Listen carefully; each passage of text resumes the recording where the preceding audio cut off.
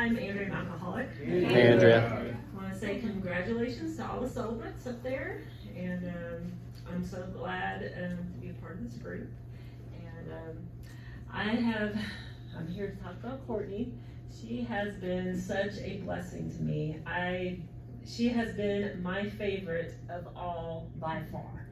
Like, I told this girl, like, she came to me and asked me, to be her sponsor, and what do I do? And I gave her all this homework, and then she came back next week and she did it all and more, and it was all color coded and it was beautiful, and I was like, what? And I said, okay, so let's do this. And then she came back the next week and did it. And what has been such a joy with Courtney is we have the same higher power.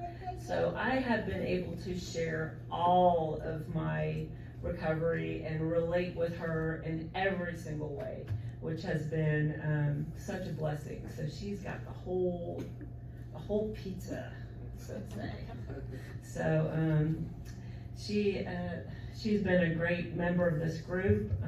She's been leading birthday night, she's been chairing, she's been sponsoring, she's done so much in a year that, I didn't even do what she's done in a year, and I've got 31 years, I haven't even done that much. So God has used her in an incredible way, and I'm gonna share one little God story.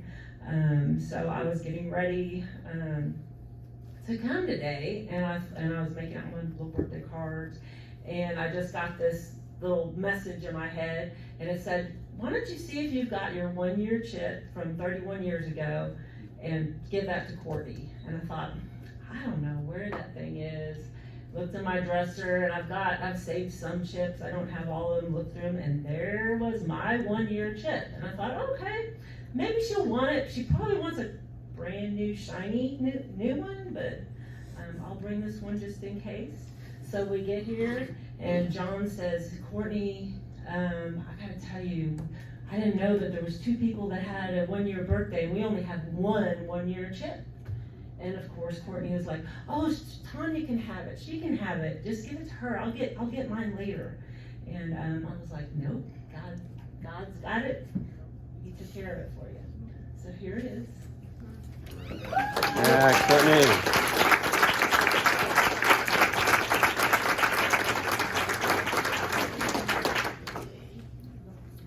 Okay. Hey, man, you came. Hey. Oh my gosh. Okay. What is happening with my eyeballs? All right. For goodness sakes. Okay.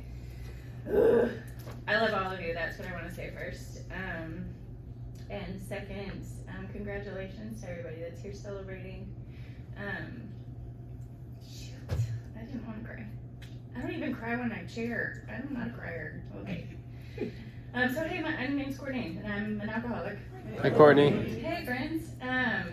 So I'm a very grateful, recovered alcoholic, which I didn't know I could say until I was at a meeting with some of my favorite men, and they were like, you're recovered, you can say that. And I was like, oh, snap, like, that's awesome. Like, what are the rules? I don't know. I'm such a rule follower. And so I can say that today, that I am a very grateful, recovered alcoholic. When I came into these rooms, I had spent 32 days in a rehab facility in Florida, away from my family, and it was difficult, extremely difficult. It was not the experience that you see on TV. It was much worse than that. I got stories if you ever want to hear them, but some of you know because you've been there. And that's one thing that I appreciated when I came home, is that I walked into a meeting, and for I think probably the first time in my entire life, felt like I was known and seen, and I didn't need to be somebody that I wasn't. And that's what I get from this group, and that's what I get from you guys. Y'all are my safe place, and I am so appreciative of that, and that the Lord has stepped in and given you to me, because in case you didn't know, you are a gift to me. I had a little bit of hope when I came in, just a tiny little bit, that those promises that get read all the time at the beginning of meetings, that those would come true for me. And I remember talking to Don and saying, like, man, I don't think so. And he was like, nope, just keep coming back, it's gonna happen. And I was like, okay, Don, But what I've realized over the last 12 months, which is insane, is that they really have come true for me.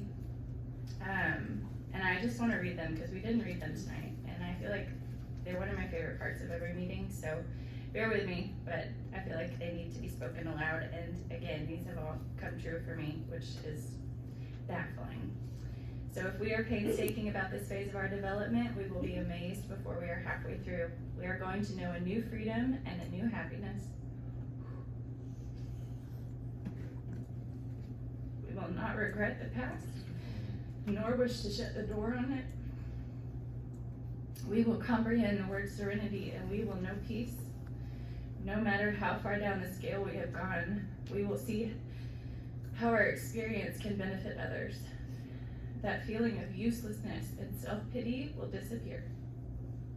We will lose interest in selfish things and gain interest in our fellows. Self-seeking will slip away. Our whole attitude and outlook on life will change. Fear of people and economic insecurity will leave us. We will intuitively know how to handle situations which used to baffle us. Amen. And we will suddenly realize that God is doing for us what we could not do for ourselves. I ask you, are these extravagant promises? No way, Lord, not. We think not. They are being fulfilled among us, sometimes quickly, sometimes slowly, but they will always materialize if we work for them. Work. And I have, and some days have been easier than others. But this group and these people, you guys are the reason that I come back. You are. Thank you for letting me be a part of your lives. The only reason that I'm sober today is because my higher power is God, and He has changed my life. And completely removed all of the chains that were shackling me my entire life. And it kind of stinks that it took me drinking myself under the table to come to the realization that He was so good and so big and so for me. But I wouldn't change it. And I definitely wouldn't change being here tonight. So I appreciate all of you so much, and I love you. And I have a gift for Andrea because I love her. And she mentioned something in one of the first meetings because they told me we have to get a sponsor. And I was like, yes, check. I'm going to do it. And if they don't like me, it's fine. I'm just going to do it anyways. And so she was sitting behind me in this room, like right over there where Kevin is. And she said something, and it kind of clicked in my brain. And I was like, oh, snap.